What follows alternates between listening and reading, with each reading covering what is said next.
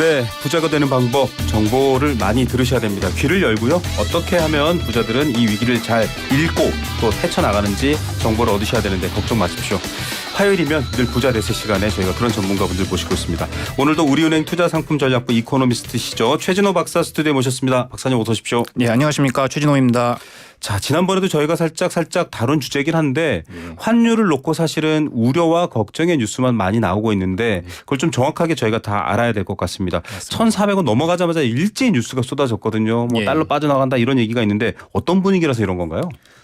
지금 지난주죠. 그러니까 4월 16일에 원달러 환율이 1,400원을 이제 장중에 터치를 했습니다. 네. 우리가 1,400이라는 숫자는 22년도 그러니까 2022년 9월 10월 달에 봤던 그런 숫자이고요. 굉장히 오랜만에 그런 이제 숫자를 보게 됐는데 말씀하신 것처럼 이제 1,400이라는 숫자에 도달을 하게 되면서 약간 긴급한 분위기가 좀 조성이 되었고요. 그리고 그 다음에 이제 한국, 미국, 일본은 정책 당국자들의 그런 긴급한 회의도 있었고요. 네.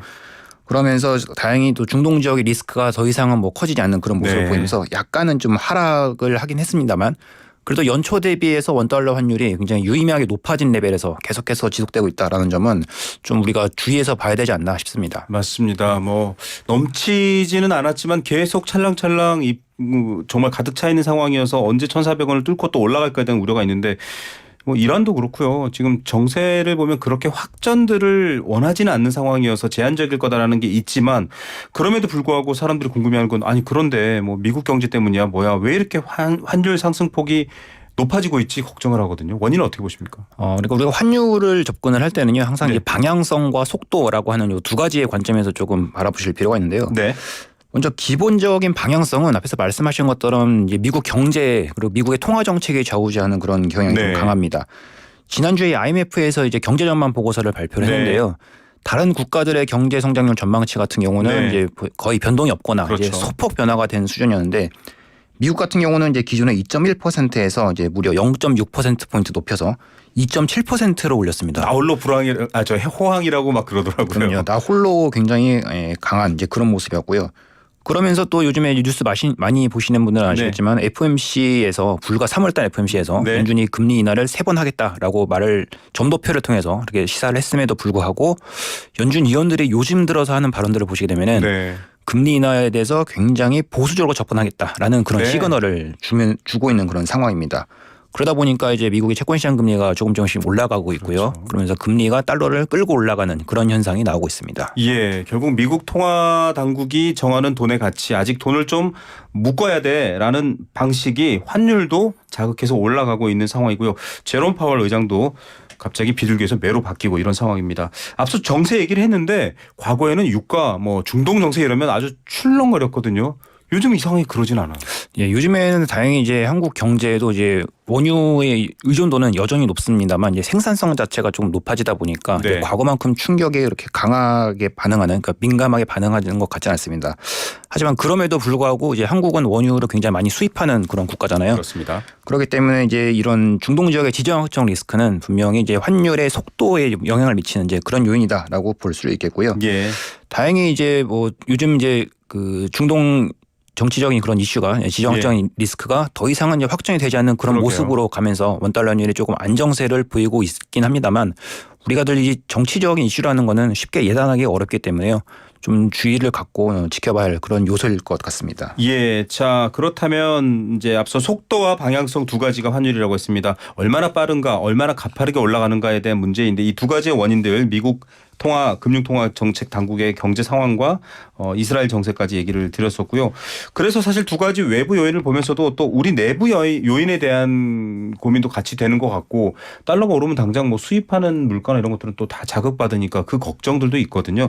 대내외적인 상황 어떻게 구분해서 보고 계시는지요? 그래서 대외적인 상황은 지금 말씀드렸던 것처럼 미국의 통화 정책이라든지 그리고 중동 지역의 지정학적 리스크 이런 것들이 대부분 이제 원달러 환율 상승 쪽을 많이 지지를 하고 있는 그런 상황입니다. 네. 그런데 대내적인, 그러니까 한국의 내적인 요인을 보게 되면은요.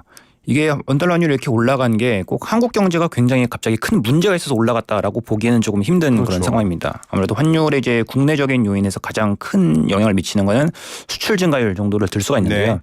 수출이 지금 많이 개선이 되어서 연초 대비해서 계속 플러스 수출 증가를 보이고 있고요. 반도체를 중심으로 수출이 완연하게 개선이 되고 예. 무역 수지도 흑자를 보이고 있기 때문에 한국 경제가 그렇게 크게 문제가 있다라고 보기엔 좀 힘든 상황인 것 같습니다. 특히나 이제 과거 최근에 이제 고점이었던 앞서 말씀드렸던 22년 9월달 내지 10월달에 있었던 그 1,400원 넘어갔던 그때 네. 레벨에서는요. 한국 경제에 문제가 크다는 뉴스가 하나 나왔었죠. 네. 그 레고랜드 사태 같은 게 아마 그때 같이 터지면서 네. 예, 우려감이 좀 더했었는데 지금 뭐 부동산 PF가 문제가 없다 이건 아닙니다. 네. 분명히 굉장히 중요한 이슈이긴 한데 그것이 원달러 환율을 직접적으로 상승시키는 요인으로 작용했다라고 네. 보기에는 조금 힘든 상황인 거죠. 예. 정책 당국에서도 분명히 이것을 부동산 PF 문제를 연착륙을 유도를 하게끔 그렇게 노력을 하고 있기 때문에 네. 이것이 반드시 큰 리스크로 가서 한국 경제를 망가뜨린다라고 보는 것은 약간은 조금 논리적인 비약이 강한 그런 해석이지 않나 네. 싶습니다. 예. 우리한테 문제가 있어서 달러가 점점 귀해지고 달러가 빠져나가면 어떡하지라는 거를 투자하시는 분들이 그것까지 너무 앞서가실 필요는 없다. 이 정도의 약간 안심의 얘기이고요. 앞으로도 사실 그런 여러 요소들을 좀 통제하면서 정부도 대응을 해야 되고 또 시장도 대응을 해야겠지만 환율 어떻게 될까라는 분들도 있고 이건 이제 개인 분들은 여행 가시는 분들은 너무 비싸 이러시는데 전망 좀 정리해 주시죠.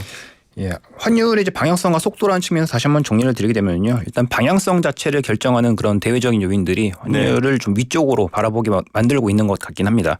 하지만 속도 측면에 있어서는 분명히 그 중동의 지정적 리스크라든지 이런 것들이 과도하게 조금 원달러 환율을 밀어 올렸던 그런 경향이 있기 때문에요. 네. 이런 리스크가 중동 지역의 리스크라든지 어떤 이제 국내 경제에 큰 스크래치가 또 발생하지만 않는다면 이런 속도가 과도하게 올라갔던 부분은 일정 부분 되돌림이 나타나면서 다시 안정화가 나타날 것 같습니다.